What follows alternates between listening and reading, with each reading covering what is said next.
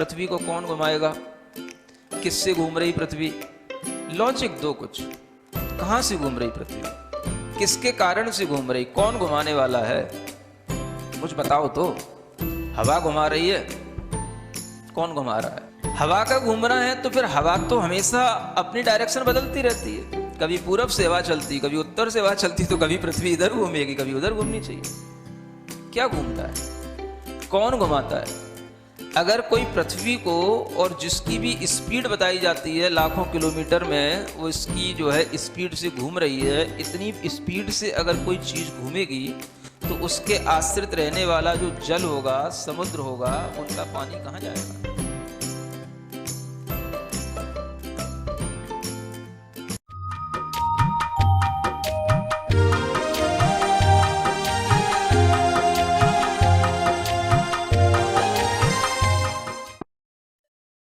ओम अरहम नमः। अरहम ध्यान की इस श्रृंखला के छठे दिन में आप सभी का स्वागत है। संत शिरोमणि आचार्य गुरुवर श्री विद्यासागर जी महाराज की जय। अरहम श्री मुनि 108 प्रणम निसागर जी महाराज की जय। हमने कल अरहम बीजाक्षर के ध्यान के माध्यम से हीलिंग का प्रोसेस सीखा और अपने चैतन्य महाप्राण को अनुभव करने का अभ्यास भी किया। हमारा असीम पुण्य कर्मोदय है कि हमने 10 प्राणों सहित मनुष्य गति में जन्म लिया है। तो आइए इन 10 प्राणों में भी प्राण फूंकने की कला को अरहम श्री के मुखारविंद से सीखते हैं। मैं आपको एक चीज बताना चाहता हूं, अगर हम इन 10 प्राणों पर ध्यान रखें और इन प्राणों को भी प्राण देने के लिए अगर हम थोड़ी सी मेहनत करें, थोड़ी सी अपने लिए एक्सरसाइज करें, तो आपके जब प्राणों का लेवल, एनर्जी लेवल जब आपका हर प्राण का बराबर बना रहेगा, आपको कोई भी तरीके की परेशानियां नहीं आएंगी। आचार्यों ने हमें 10 प्रकार के प्राण बताए हैं। हमारे पास में 5 ज्ञान इंद्रियां हैं। क्या हैं? ज्ञान इंद्री बोलते हैं। 5 ये इंद्री प्राण हैं। स्पर्शन इंद्री, रसना इंद्री, घ्राण इंद्री, चक्षु इंद्री और कर्ण इंद्री, 5 इंद्री प्राण। 3 हमारे पास में बल प्राण हैं, मनोबल, वचन बल और काय बल, जिससे हम हमेशा एक्टिव रहते हैं। और एक हमारे पास में आयु प्राण है, जिससे हम जी रहे हैं, भीतरी, जो हमारी चेतना में आयु कर्म के फल से हमको आयु प्राण मिला है।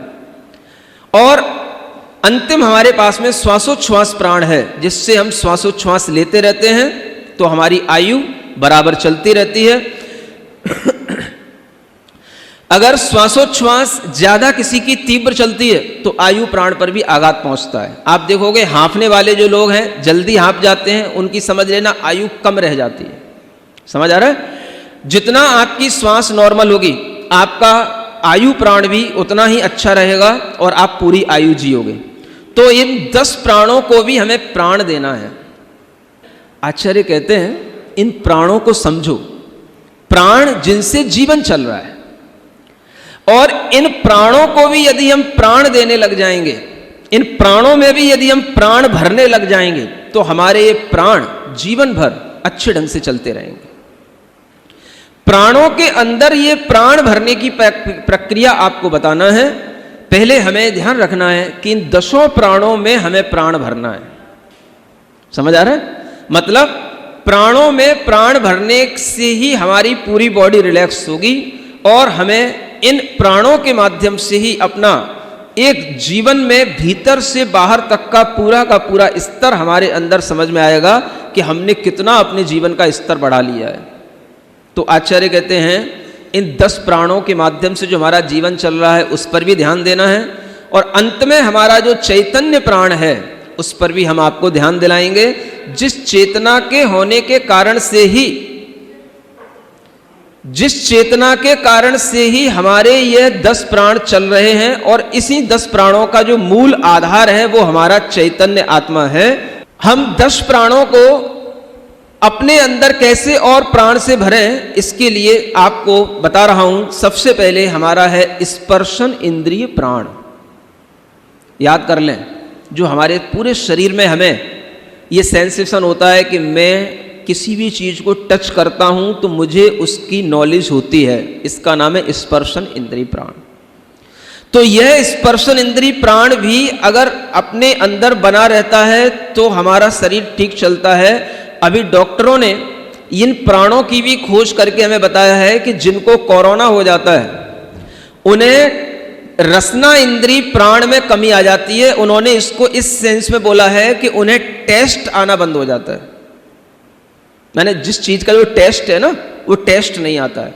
माने ये हो गया रसना इंद्रिय प्राण में डिफेक्ट आ जाना।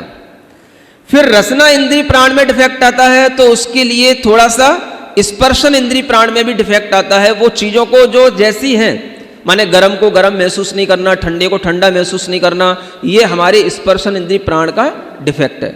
तो इसको दूर करने के लिए हम सबसे पहले अपने स्पर्शन इंद्रिय प्राण को मजबूत बनाते हैं।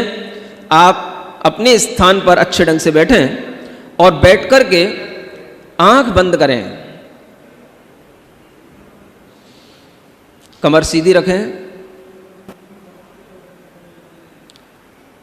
श्वास को गहरा लंबा अपने फेफड़ों में भरें। श्वास को गहरा लंबा अपने फेफड़ों में भरें।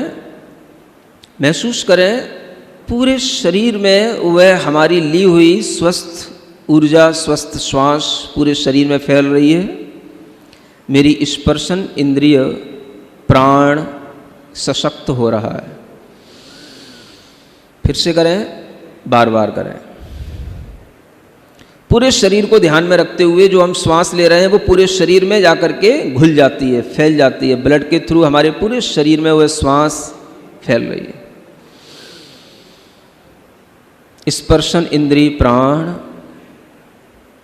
मेरा सशक्त है।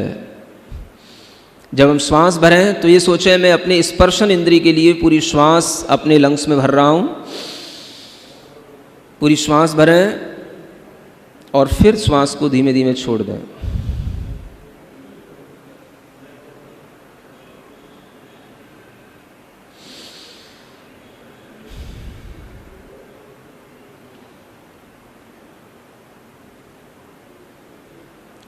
ये हमारी स्पर्शन इंद्रिय प्राण को सशक्त करने की प्रक्रिया है।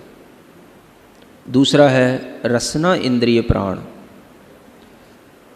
अपने रसना इंद्रिय प्राण को सशक्त करने के लिए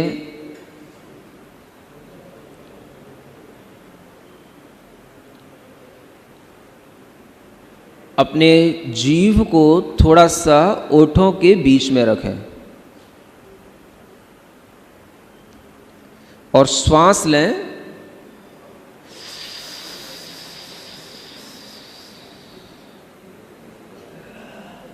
श्वास को रोक के रखें और फिर नाक से ही उस श्वास को बाहर निकालें।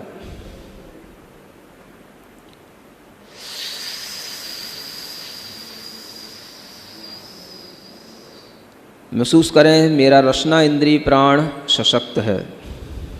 नाक से श्वास को बाहर निकालें।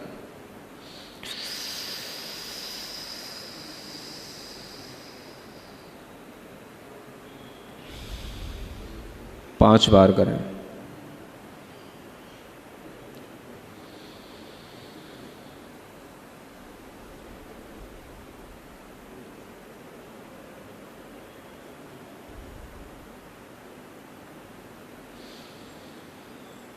तीसरा, घ्राण इंद्रिय प्राण को सशक्त बनाने के लिए श्वास को अपनी नाक के छिद्रों में ऊपर की ओर ले जाएं।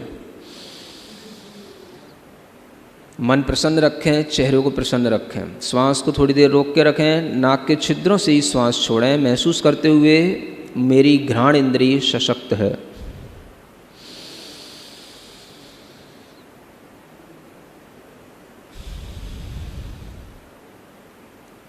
पांच बार करें।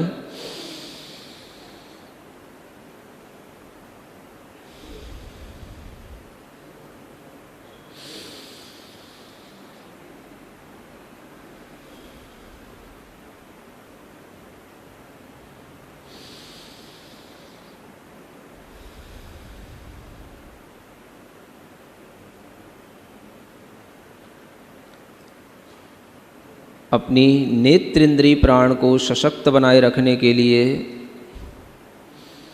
गहरी लंबी श्वास लें ऊपर की ओर, आँखों के पास तक वह श्वास पहुँचे और अपनी आँखों को नीचे ज़मीन पर खोल करके टिका करके रखें और ये महसूस करें जो हमने श्वास ली है वो हमारी आँखों से बाहर निकल रही है। महसूस करें मेरा नेत्र इंद्रिय प्राण सशक्त है।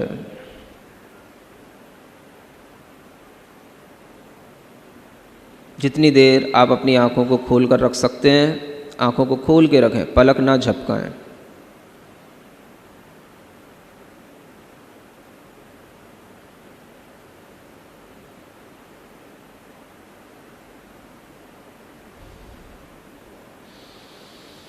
श्वास लेकर महसूस करें कि मैं श्वास को आँखों से हवा बाहर निकाल रहा हूँ।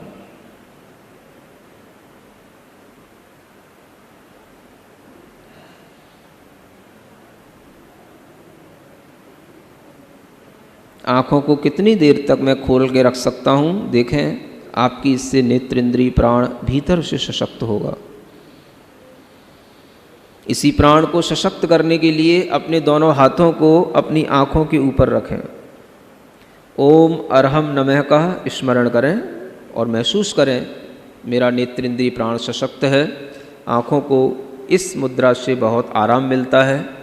जब भी आप किसी भी काम से, पढ़ाई से, लैपटॉप पे काम करते हुए थक जाते हैं तो आप इस मुद्रा के माध्यम से अपनी आँखों को रिलैक्स दें।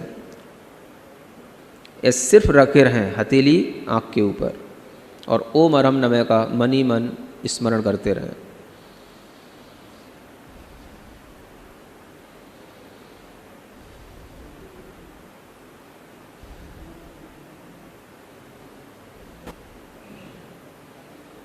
हाथ नीचे करें। कर्ण इंद्रिय प्राण को सशक्त बनाए रखने के लिए अपने श्वास को कान के पास तक पहुंचाने के लिए श्वास भीतर लेंगे और श्वास लेकर के अपनी नथनों को बंद कर लेंगे, मुंह फुला लेंगे। जितनी देर तक मुंह फुलाए रखेंगे भीतर ओम अरहम नमः स्मरण में रखेंगे। धीरे धीरे एकदम से झटके से हाथ हटाएंगे, श्वास छोड़ देंगे। कर्ण इंद्री को सशक्त बनाए रखने के लिए फिर से करें 5 बार।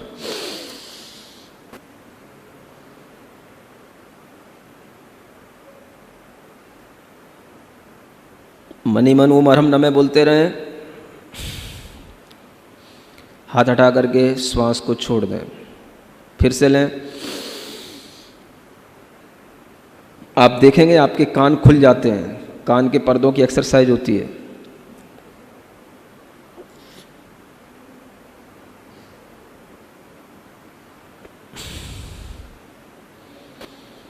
फिर से करें 5 बार। अपने कर्ण इंद्रिय को सशक्त बनाए रखने के लिए महसूस करें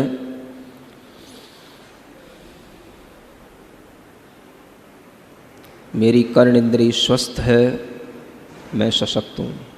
ये 5 इंद्रिय प्राणों में प्राण भरने की प्रक्रिया। अपने दोनों हाथ जोड़ें, एक मंगलमयी प्रार्थना करें। मेरे मन में, तेरे मन में, सबके मन में हो। मेरे मन में, तेरे मन में, सबके मन में हो। वैर न होवे, पाप न होवे, वैर न होवे, पाप न होवे, भाव क्षमा का हो, भाव क्षमा का हो। मेरे मन में, तेरे मन में, सबके मन में हो। मेरा मंगल, तेरा मंगल, सबका मंगल हो। मेरा मंगल तेरा मंगल सबका मंगल हो, सबका मंगल हो। अपनी दोनों हथेलियां घिसेंगे, आंखों पर रखेंगे और धीमे धीमे अपनी आंखों को खोलेंगे। ओम अरहम परम शांति। पूरे शरीर में अपने हाथों को टच करेंगे। ओम अरहम परम शांति, ओम अरहम परम शांति।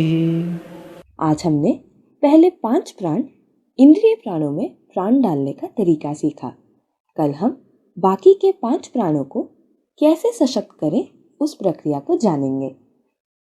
आज से हम अपने शरीर को स्वयं स्वस्थ रखने के लिए औषधि का प्रयोग कम करेंगे और स्वयं निरंतर अपने प्राणों को प्राण देंगे, जिससे निरोगी काया का सुख हमें प्राप्त हो सके। ऐसे ही स्वस्थ शरीर हमारे धर्म ध्यान में सहायक बनता है, जिससे हम अपना मनुष्य जन्म सफल बना पाएंगे। कल के ध्यान में हम बाकी के 5 प्राणों को बल देने की प्रक्रिया सीखेंगे। तब तक के लिए सभी को ओम अरहम नमः।